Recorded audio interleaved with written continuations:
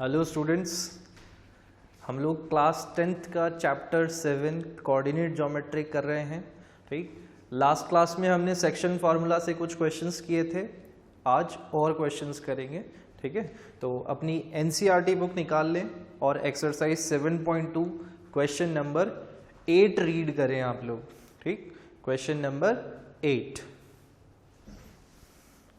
Question number 8 में आपको given है if a and b are -2, -2 and 2, -4। ठीक, आपको दो पॉइंट्स दे रखे हैं a और b, तो a हम ये ले लेते हैं, इसके कोऑर्डिनेट्स है -2, -2, और दूसरा पॉइंट है हमारा b जिसके कोऑर्डिनेट्स हमको दे रखे हैं 2, -4, 2, -4। ठीक है, इतनी इंफॉर्मेशन दे रखी है। फिर आगे बोला find the coordinates of P such that AP is equals to 3/7 AB and P lies on segment AB। ठीक, उन्होंने आपको क्या बोला, find the coordinates of P।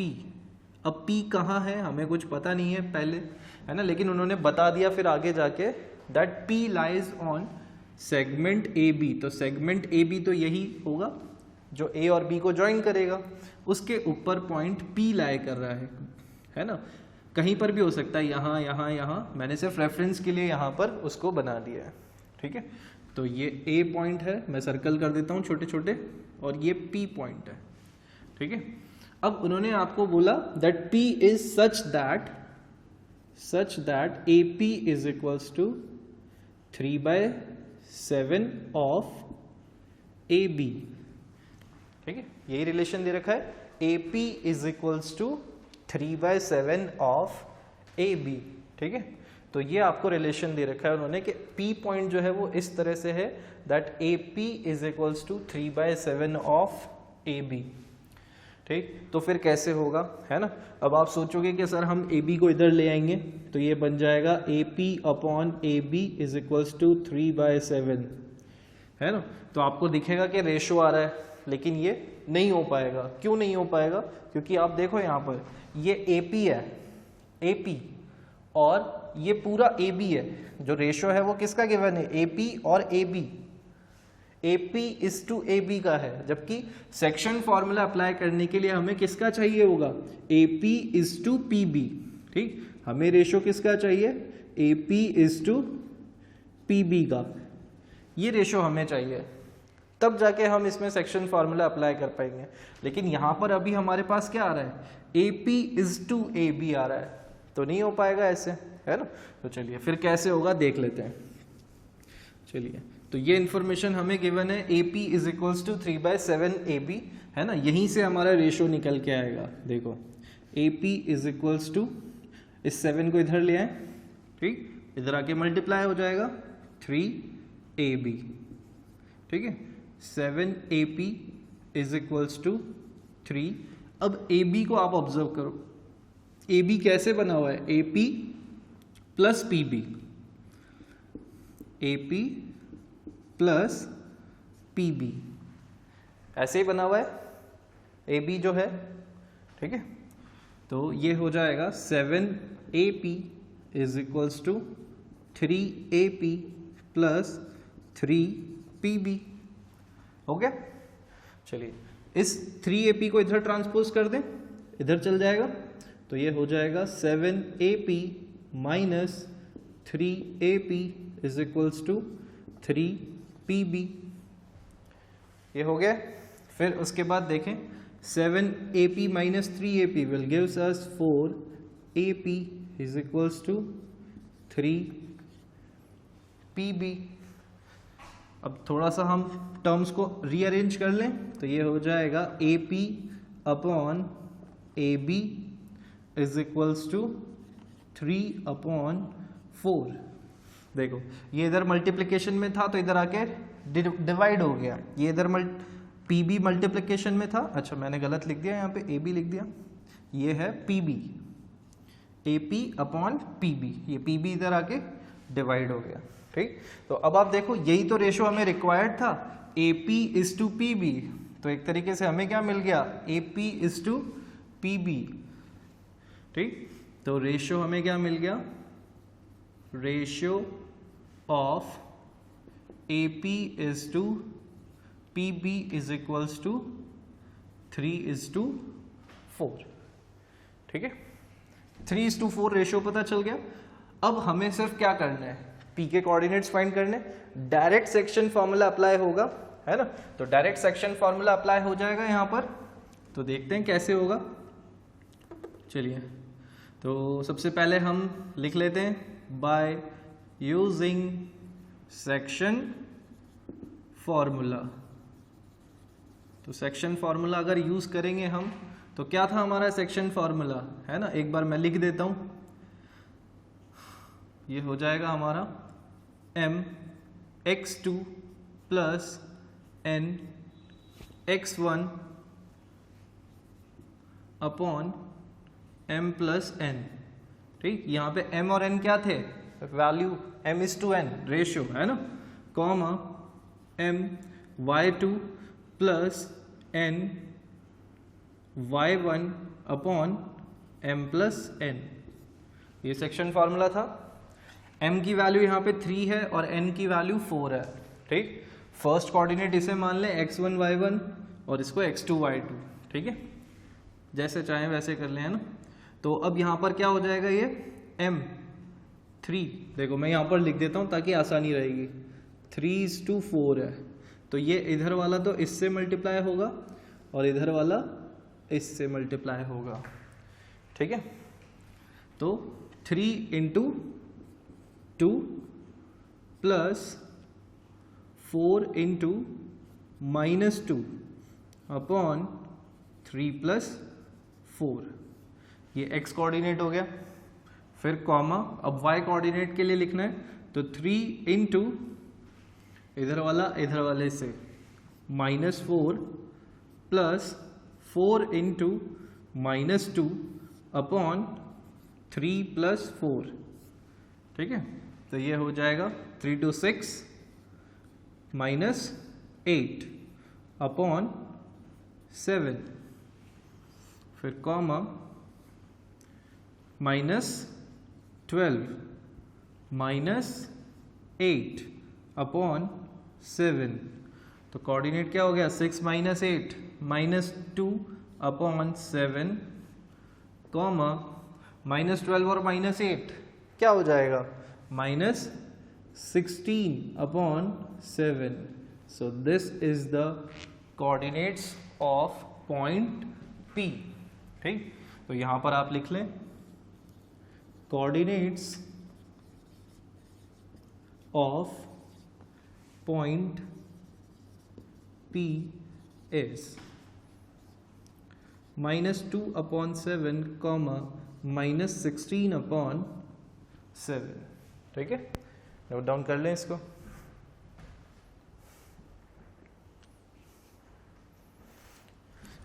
चलिए, तो ये समझ में आ गया होगा, बड़ा ही अच्छा सा क्वेश्चन था ये आपका, है ना।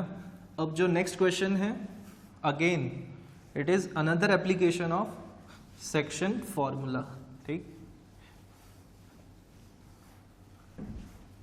जैसे हमने मिड पॉइंट निकाला था वैसे ही अब एक चीज और देखेंगे हम, है ना। चलिए, तो मैं आपको क्वेश्चन डिक्टेट कर देता हूँ, पेन और पेपर अपना रेडी कर लें। ठीक, और क्वेश्चन लिखने के लिए रेडी हो जाएं। ठीक है, चलिए, okay, write down a question. If A bracket 5, -1, ठीक, A पॉइंट के कोऑर्डिनेट्स है। ठीक, तो आप ऐसे लिखेंगे A 5, -1। ठीक है, फिर कॉमा B -3, -2। B जो है वो क्या है, -3, -2, and C -1, -8 are the vertices of triangle ABC, find the length of median through A and the coordinates of the centroid. ठीक है, क्वेश्चन में क्या बोल रहे हैं वो आपको कि ये जो 3 पॉइंट्स हैं ये क्या है, वर्टिसेस हैं. ठीक, तो मैं ट्राइंगल ड्रॉ कर देता हूं. ठीक, कैसा भी ट्राइंगल हो सकता है, मैंने रफ डायग्राम बनाया है. ये मुझे नहीं पता कि किस टाइप का ट्राइंगल है, it is a rough diagram. ये ए है, ये बी है और ये सी है. ठीक है, तो ये ए बी सी ट्राइंगल है और हमें इसमें क्या फाइंड करना है, we need to find the length of median through A. Median आपको पता होगा व्हाट इज मीडियन. ठीक, जो वर्टेक्स होता है उससे अपोजिट साइड के मिड पॉइंट को ज्वाइन करने वाली लाइन हमारी क्या कहलाती है, मीडियन. ठीक, line joining the vertex to the opposite side to the mid point of the opposite side is known as median. ठीक, तो उन्होंने बोला है मीडियन थ्रू ए, तो ये ए पॉइंट है, यहां से मीडियन बनेगा और कहां बनेगा भाई, मीडियन के लिए क्या बताया मैंने आपको कि अपोजिट साइड की मिड पॉइंट को ज्वाइन करता है. ठीक, तो अपोजिट साइड का मिड पॉइंट सपोज हम यहां कहीं मान लेते हैं. ठीक है, इस जगह पे हमने मान लिया कि ये मिड पॉइंट है. मैं पॉइंट बड़ा लगा रहा हूं थोड़ा, है ना, ताकि आपको दिखाई दे. तो ये हो गया मिड पॉइंट, डी बोल दें इसको. ठीक है, चलिए, तो ये हो गया हमारा मिड पॉइंट डी और इसको हम ज्वाइन कर दें तो ये हो जाएगा ए डी. ठीक है, चलिए, तो ये हो गया हमारा मीडियन. अब हमें इसी की लेंथ फाइंड करनी है, मीडियन ए डी की. ठीक है, तो यहां पर आप कैसे करेंगे. ठीक, चलिए, आपके पास ये कोऑर्डिनेट है 5, -1 और ये है -3, -2 और ये है -1, 8. ठीक है, तो ये 3 कोऑर्डिनेट्स हैं हमारे पास. अब हमें सबसे पहले देखो क्या करना है, हमें तो AD की लेंथ चाहिए अभी. तो AD की लेंथ के लिए हमारे पास A के कोऑर्डिनेट्स हैं, क्या D के कोऑर्डिनेट्स है, D के कोऑर्डिनेट्स नहीं है भाई. इस लाइन की लेंथ फाइंड करनी है तो हमें A और D के कोऑर्डिनेट्स चाहिए. तो D के कोऑर्डिनेट्स क्या हम फाइंड कर सकते हैं क्या, देखो यहां पर D क्या है, मिड पॉइंट ऑफ BC. ठीक, here D is the midpoint of BC. तो BC का मिड पॉइंट है. ठीक है, तो मिड पॉइंट तो हम फाइंड कर सकते हैं, हमने इससे पहले वाली क्लास में देखा था कि मिड पॉइंट का फॉर्मूला क्या था. देखो मैं एक बार फिर से लिख देता हूं. ठीक, मिड पॉइंट ऑफ BC. ठीक, दैट इज D. क्या थे कोऑर्डिनेट, फॉर्मूला क्या था, x1 + x2 upon 2, y1 + y2 upon 2. ये फॉर्मूला था. चलिए वैल्यू डालते हैं इसमें. यहां पे x1 क्या है हमारे पास, -3 प्लस -1 ब्रैकेट लगा दें अपॉन 2, y1 -2 प्लस 8 अपॉन 2. ठीक है, तो -3 प्लस -1, यहाँ पे negative, plus into minus, minus हो जाएगा. तो -3 -1 क्या हो जाएगा हमारे पास, -4 और -4 अपॉन 2 करेंगे तो क्या हो जाएगा, -4 अपॉन 2 विल गिव्स अस -2. ठीक, डायरेक्ट मैंने कैलकुलेट करके लिख दिया है, सारी स्टेप्स नहीं लिखी है. फिर -2 + 8 + 6 अपॉन 2 विल गिव्स अस 3. ठीक है, तो ये हो गया हमारा D का coordinate, mid point of BC. ठीक है, D. तो D के कोऑर्डिनेट्स हमें पता चल गए.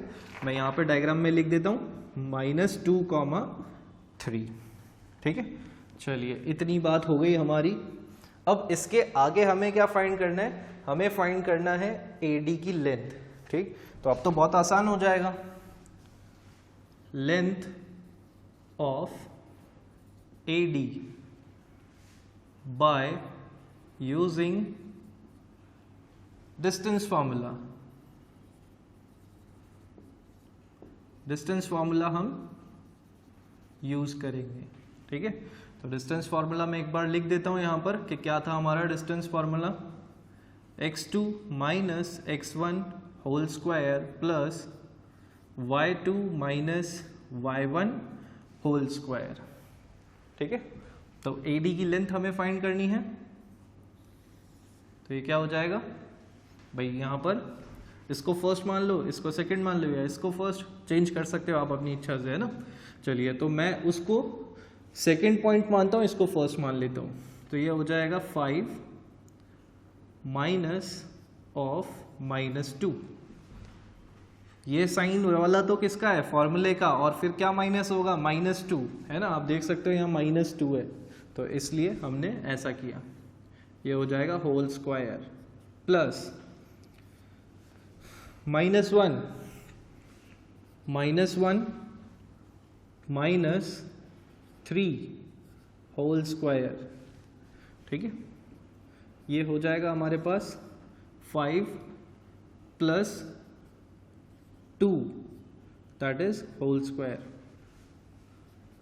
-1 minus 3 -4 whole square, 5 plus 2 7, square of 7 is 49 plus -4 का स्क्वायर 16, 49 प्लस 16 दैट इज, ये कितना हो जाएगा 9 6 15 एंड 65, स्क्वायर रूट 65।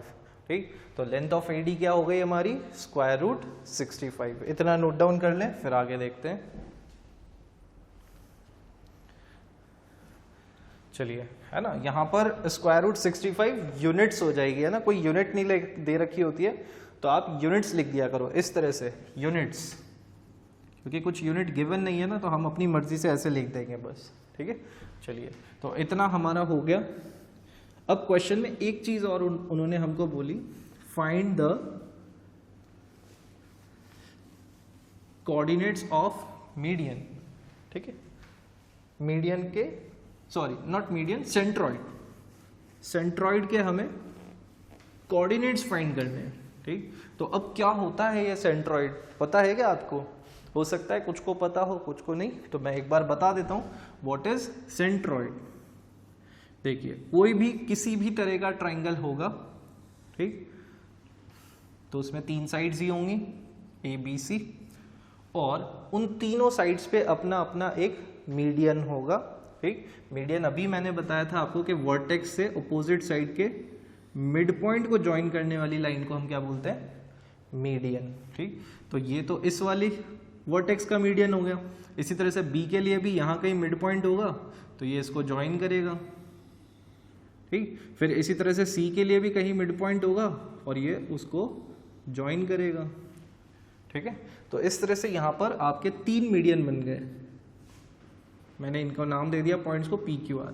तो AP, BQ, CR, ये 3 आपके मीडियंस बन गए, और इन 3 मीडियंस के इंटरसेक्ट होने से जो पॉइंट मिलता है, जहां पर ये तीनों आपस में इंटरसेक्ट होते हैं, इसी पॉइंट को हम बोलते हैं सेंट्रॉइड। ठीक, जहां पर तीनों इंटरसेक्ट होते हैं उसी पॉइंट को हम बोलते हैं सेंट्रॉइड। ठीक, अब इस सेंट्रॉइड की एक खासियत होती है, ठीक, कि ये जो सेंट्रॉइड वाला पॉइंट होता है, ये क्या करता है, इन मीडियंस को 2:1 के रेशियो में डिवाइड कर देता है। ठीक, ये क्या करता है, डिवाइड्स मीडियन इनटू रेशियो 2:1। ठीक, 2:1 ही क्यों लिखा मैंने, जो वर्टेक्स वाली साइड होगी वो 2 पार्ट्स होगी, और जो मिड पॉइंट की तरफ होगा पार्ट, वो 1 पार्ट होगा। तो ये 2 पार्ट, ये 1 पार्ट, तो 2:1। इसी तरह से इधर भी 2:1। ठीक, 2:1। तो सारे जो मीडियंस हैं इस सेंट्रॉइड की वजह से क्या होता है, 2:1 के रेशियो में डिवाइड हो जाते हैं। ठीक है, इसको बना ले, फिर हम इसको आगे देखते हैं। चलिए, तो 2:1 के रेशियो में ये डिवाइड करता है। अब तो हम रेशो पता लग गया है हमें, तो आराम से अब तो हम इसका फाइंड कर सकते हैं सेक्शन फॉर्मूला से। ठीक, चलिए कोऑर्डिनेट पता लगा सकते हैं ना, रेशो पता लग गया तो जो उस कोऑर्डिनेट है वो पता लग जाएगा। ठीक, तो हम यहाँ पर मान लेते हैं कि यहाँ इसका सेंट्रॉइड है। ठीक, सेंट्रॉइड को मैं जी से डिनोट कर देता हूँ। ठीक है, तो मुझे तो इसी सेंट्रॉइड के तो कोऑर्डिनेट्स पता लगाने हैं। ठीक, तो देखो 2:1 का रेशियो हो रहा है इस पॉइंट पे 2:1। ठीक, तो कोऑर्डिनेट्स पता लग जाएंगे, ये भी पता है, ये भी पता है और रेशो भी पता है। तो सेक्शन फॉर्मूला से हम पता कर सकते हैं, बिल्कुल पता कर सकते हैं सेक्शन फॉर्मूला लगा के, है ना। लेकिन यहाँ पे मैं आपको एक डायरेक्ट फॉर्मूला भी बता रहा हूँ। ठीक, सेक्शन फॉर्मूला से तो हो ही जाएगा। ठीक, अगर कोई ट्राइंगल ऐसा है जिसके 3 कोऑर्डिनेट्स हैं, ठीक, जैसे x1 y1, ठीक, x2 y2, ठीक, और ये तीसरा कोऑर्डिनेट है x3 सॉरी यहाँ लिख दिया मैंने, ये हो जाएगा x3 y3। ठीक, अगर 3 कोऑर्डिनेट्स हैं, क्योंकि 3 ट्राइंगल है तो 3 वर्टिसेस होंगे, उसके 3 कोऑर्डिनेट्स अगर आपके पास हैं तो आप डायरेक्ट इन कोऑर्डिनेट्स की हेल्प से ही क्या है सेंट्रॉइड फाइंड कर सकते हो। तो कोऑर्डिनेट्स ऑफ सेंट्रॉइड, सेंट्रॉइड के कोऑर्डिनेट्स, अभी एक मेथड तो मैंने आपको बताया कि आप क्या करो, सबसे पहले डी के कोऑर्डिनेट फाइंड करो, फिर डी के कोऑर्डिनेट फाइंड करके 2:1 रेशो लगा करके फाइंड करो। एक मेथड तो ये हो ही सकता है ना। और डायरेक्ट मेथड जो है वो क्या है, वो फॉर्मूला है हमारा x1 plus x2 plus x3 upon 3 comma y1 plus y2 plus y3 upon 3। ठीक, तो ये हमारे मेथड हो गए। ठीक है, चलिए, तो ये हमारा फॉर्मूला हो गया। अब इस फॉर्मूले से ही हम यहाँ पर इसके कोऑर्डिनेट्स फाइंड करेंगे। ठीक, तो कैसे फाइंड होगा, देखो यहाँ पर इसको x1 मान ले y1, x1 y1, x2 y2, x3 y3, 3 coordinates हैं, आप कुछ भी अज्यूम कर लो किसी भी ऑर्डर में। ठीक, तो मैं a b c 1 2 3 इस ऑर्डर में इसको अरेंज अज्यूम कर रहा हूँ, है ना। तो ये हो जाएगा 5 प्लस -3 प्लस -1 अपॉन 3। ठीक, आप देख सकते हो यहाँ पे 3 आ रहा है, मैंने आपको बताया था रेशो 2:1 है, तो डिनोमिनेटर में क्या आता था m प्लस n, तो 2 + 1 3 आ रहा है ना। आप डिराइव करना कोशिश करना, आप खुद से डिराइव करो, और जो मेथड है सेक्शन फॉर्मूला से लगा करके भी आप ट्राई करना, आंसर दोनों से सेम आएगा। ठीक है, comma y1 -1 plus -2 plus 8 upon 3। चलिए 5 -3 -1 कितना हो जाएगा, 5 - 4, 5 - 4 अगर हम करेंगे तो ये हो जाएगा 1/3, ये हो जाएगा ना, -3 -1 -4। ठीक है, फिर उसके बाद -1 -2 -3 प्लस 8 विल गिव्स अस 5/3। ठीक, तो 1/3 कॉमा 5/3 ये हमारे क्या हो गए कोऑर्डिनेट्स ऑफ सेंट्रॉइड। ठीक, तो ये भी हमारा एक मेथड है सेंट्रॉइड फाइंड करने का, ये डायरेक्ट मेथड है। और जो मैंने आपको बताया बाय यूजिंग सेक्शन फॉर्मूला, मैंने पूरा नहीं बताया, सिर्फ आइडिया दिया है ना, तो वैसे भी फाइंड हो सकता है, बट ये हर बार इतना लंबा प्रोसेस करना डिफिकल्ट होगा, तो इसलिए हम ये फॉर्मूला यूज करेंगे। ठीक है, नोट डाउन कर लें इसको।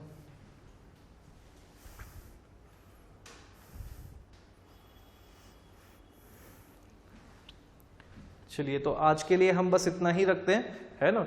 We will meet in the next class. और हाँ, इसके साथ जो क्वेश्चंस आएंगे वो ज़रूर करिएगा। ठीक है, so till then take care of yourself, bye bye.